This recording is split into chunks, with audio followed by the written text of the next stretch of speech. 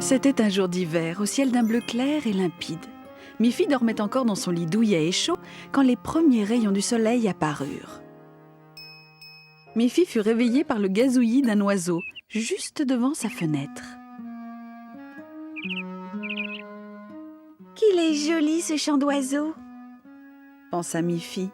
« Il doit être très heureux et profiter de la belle neige qui couvre la prairie. J'aimerais bien être dehors moi aussi. » Alors, Miffy s'habilla rapidement, mit son chaud manteau, son écharpe et sortit dans la neige blanche et craquante.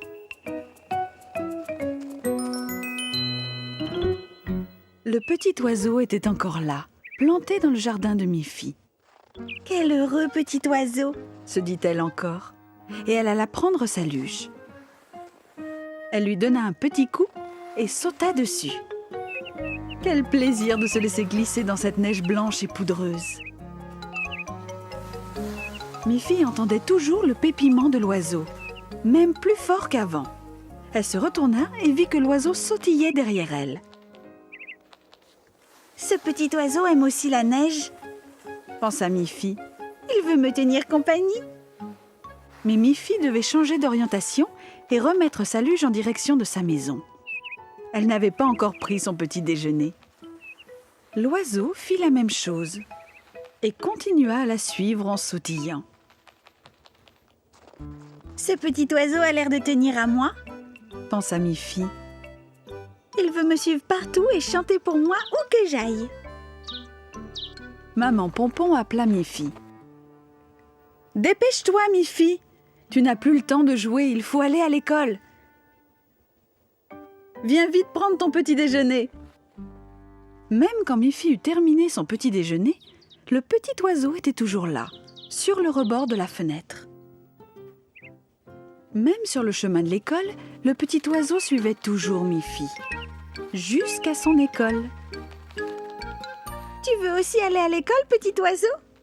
demanda Miffy. « En tout cas, tu sais déjà chanter. » Miffy pensa qu'il serait amusant que le petit oiseau la suive partout, toujours en chantant.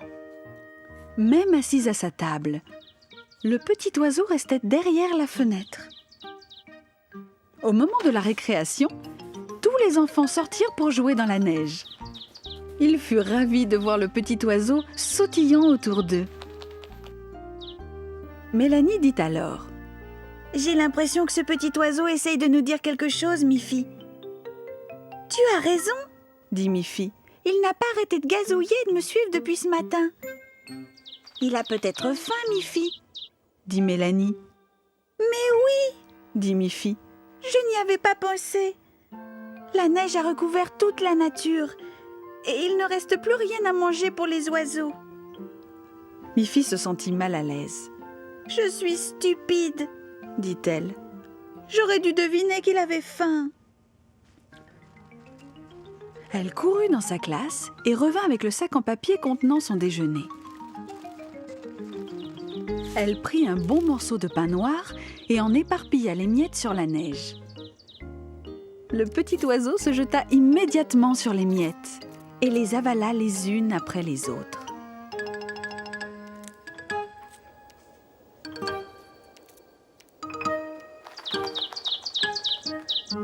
Alors seulement, il battit des ailes et s'envola. Le lendemain matin, quand Miffy s'éveilla, le petit oiseau était à nouveau là. Cette fois, Miffy savait ce qu'elle devait faire. Le jouet favori de Miffy était son nounours jaune qu'elle prenait toujours dans son lit. Un matin, en se réveillant, elle ne trouva pas son nounours. Il n'était pas sous la couverture comme d'habitude. Alors, elle regarda sous le lit. Il était bien là. « Tu grandis, mon petit nounours, » dit Miffy. « Je crois qu'il est temps que tu aies ton propre lit. Comme ça, tu ne tomberas plus. Je vais demander à mon ami Boris qu'il te construise un lit. Allons lui rendre visite. » Miffy, son nounours dans les bras, suivi de Snuffy, traversa la forêt jusqu'à la maison de Boris. « Bonjour Miffy, bonjour Snuffy, » dit Boris. « Je suis toujours très content de vous voir toutes les deux. Et je vois qu'un autre ami t'accompagne, Miffy. C'est mon nounours à moi. Mais il a besoin d'un lit pour lui tout seul. La nuit dernière, il est tombé de mon lit. Il est vraiment trop grand pour lui. Je comprends très bien, dit Boris. Il doit avoir son propre lit. Je vais lui en fabriquer un dans mon atelier. Boris se mit donc à construire un petit lit pour le nounours de Miffy. Miffy aida Boris en lui passant les outils dont il avait besoin. Même Snuffy se rendit utile en allant chercher les morceaux de bois. Le petit lit fut rapidement terminé. Quel ravissant petit lit, Boris, dit Miffy. Merci beaucoup de l'avoir construit pour mon nounours adoré.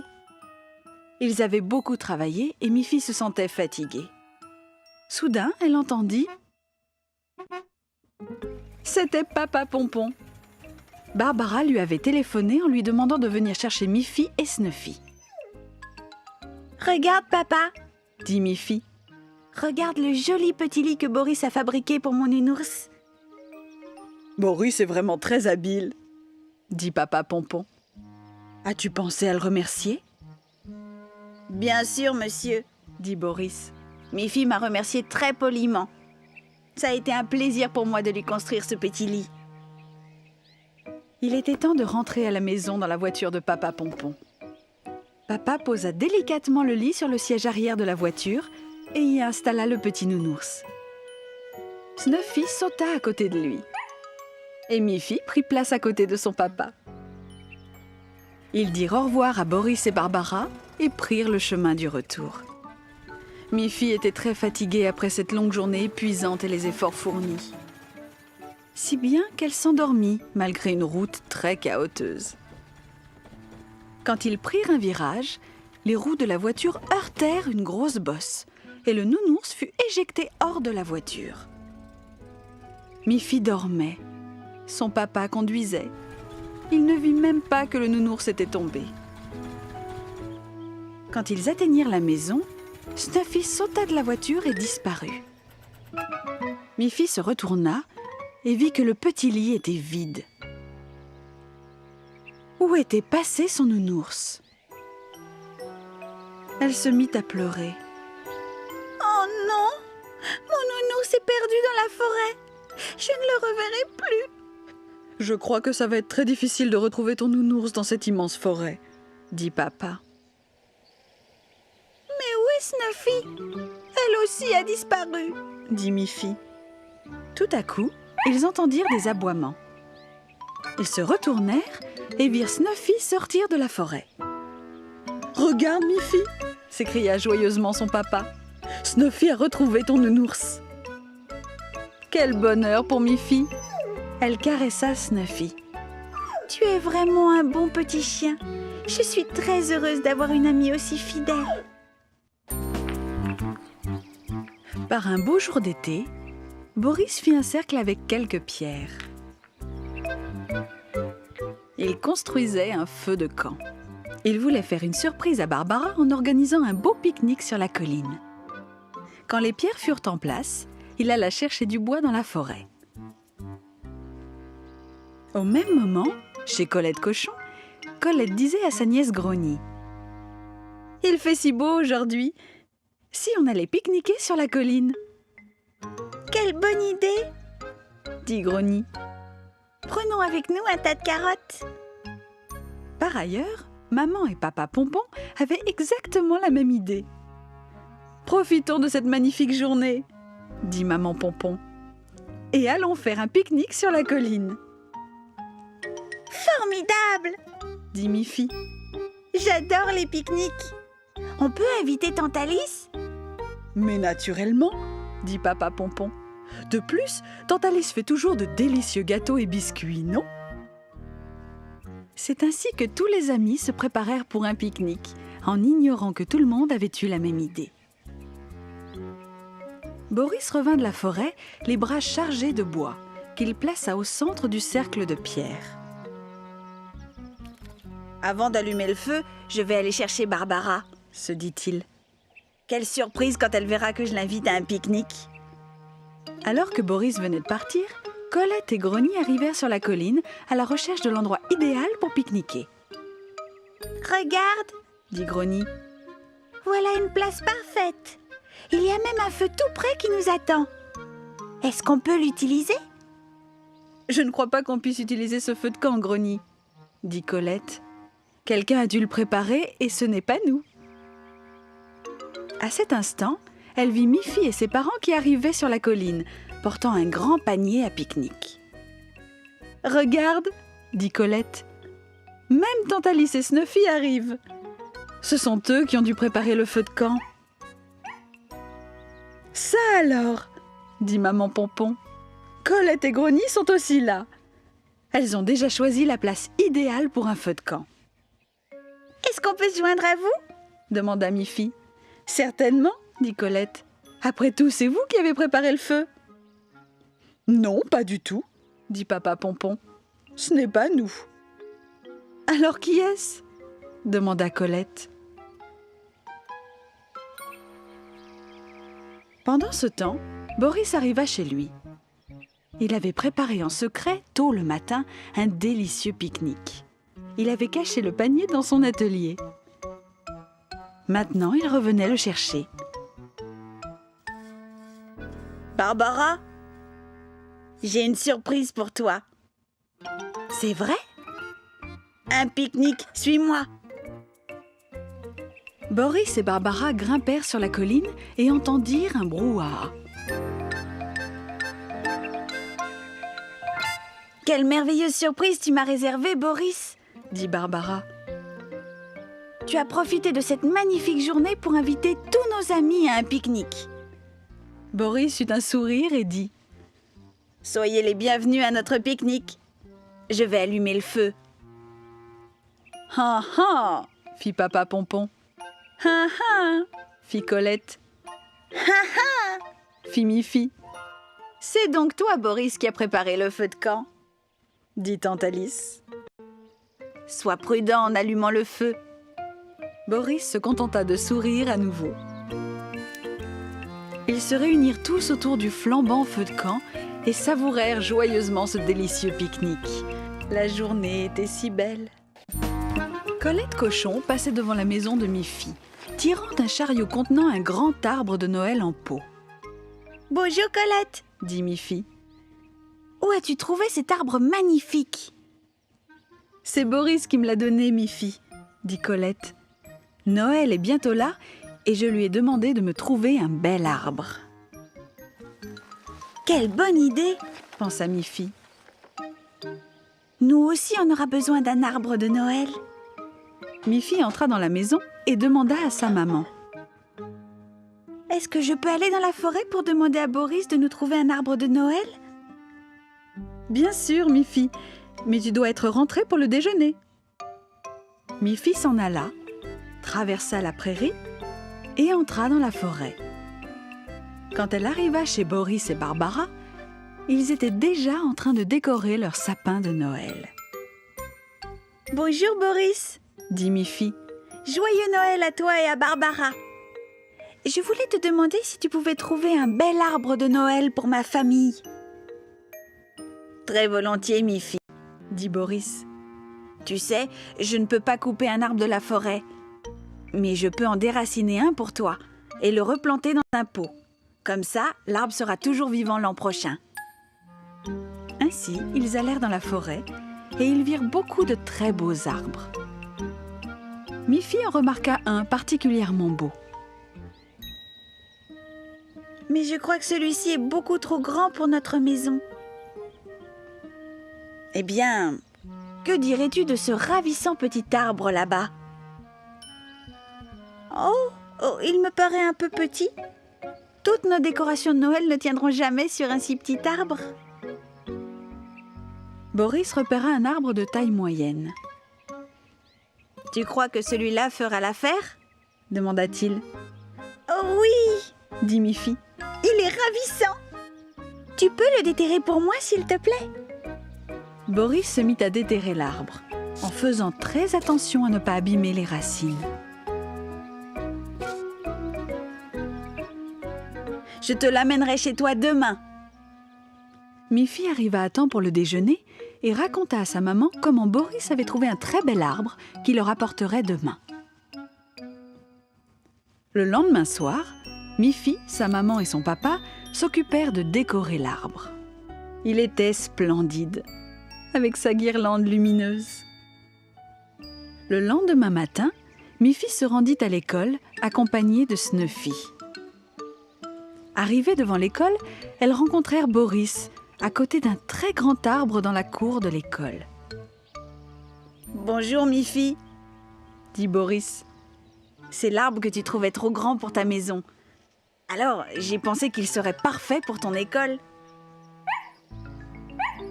La maîtresse et tous les enfants étaient ravis d'avoir un si bel arbre devant leur école.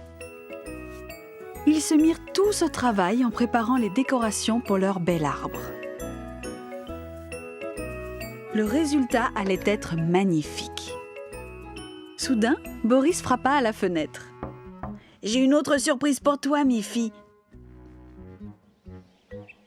J'ai aussi apporté le tout petit arbre. Je pense qu'il sera parfait pour Snuffy. » « Formidable !» dit Miffy. « Un arbre de Noël rien que pour Snuffy. On le mettra à côté de sa niche. » À l'école, les enfants furent très heureux autour de leur grand arbre. Le jour de Noël, Miffy et ses parents furent ravis d'avoir un arbre de bonne dimension. Quant à la petite Snuffy, elle apprécia beaucoup d'avoir un tout petit arbre de Noël pour elle toute seule. Par un beau matin d'été, Miffy, prête pour se rendre à l'école, sortit et se dirigea vers sa trottinette. Elle fut très surprise de voir que sa trottinette était devenue jaune. « C'est vraiment étrange !» se dit Miffy. « Je croyais que ma trottinette était rouge. » Elle tourna autour de la trottinette. Elle ne remarqua rien de particulier, sauf ce changement de couleur. Miffy toucha délicatement le guidon pour voir si la couleur jaune venait d'être posée. Mais pas du tout. Elle retourna en courant dans la maison. « Maman !» dit-elle. « Est-ce qu'une trottinette peut changer de couleur pendant la nuit ?»« Non, je ne le pense pas, Miffy, » dit sa maman. « Mais hier, ma trottinette était rouge. Et aujourd'hui, elle est jaune !» dit Miffy. « Il doit bien y avoir une explication, Miffy, » dit sa maman. « Mais prends la trottinette jaune pour aller à l'école ce matin. Nous éluciderons ce mystère plus tard. » Miffy alla donc à l'école avec la trottinette jaune. Elle ne savait que penser. « Comment cela a-t-il pu arriver ?» se demanda-t-elle. Toute la journée, elle chercha à comprendre ce qui avait bien pu arriver à sa trottinette rouge, et elle ne put se concentrer sur ses leçons. Quand la classe fut terminée, Miffy sortit de l'école avec son amie Mélanie et regarda les trottinettes de ses autres camarades. Il y avait une trottinette bleue, une trottinette verte, une trottinette brune et aussi 2 trottinettes jaunes. Mais il n'y avait pas de trottinette rouge. « Eh bien, » dit Miffy, « le mystère reste entier. » Mélanie était surprise, elle aussi. « Je pensais que tu avais une trottinette rouge, Miffy, » dit-elle. « Moi aussi, » dit Miffy. « Mais en me réveillant ce matin, ma trottinette rouge était devenue jaune, comme par magie. » Tu veux bien rentrer à la maison avec moi, Mélanie ? Tu pourras peut-être m'aider à découvrir ce qui s'est passé.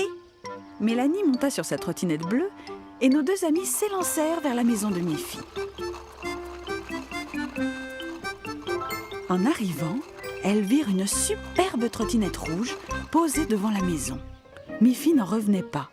« Comment puis-je avoir 2 trottinettes ?» se dit-elle. À cet instant, le papa de Miffy sortit de la maison. « Bonjour les filles, je suis content que vous soyez déjà rentrées de l'école. Je dois rendre la trottinette jaune à Grogny. »« À Grogny ?» dit Miffy. « Oui, ta trottinette avait besoin de roues neuves, Miffy.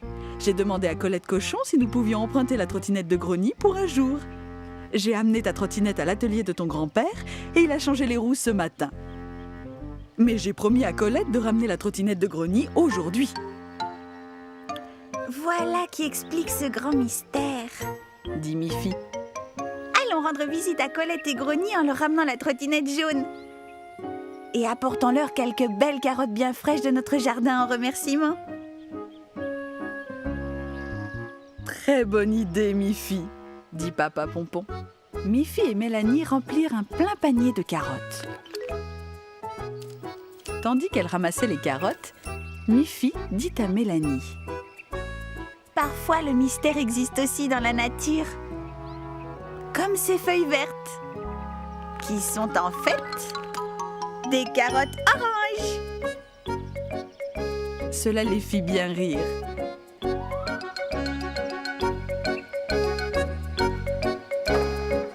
Puis, ils prirent la route pour aller chez Colette.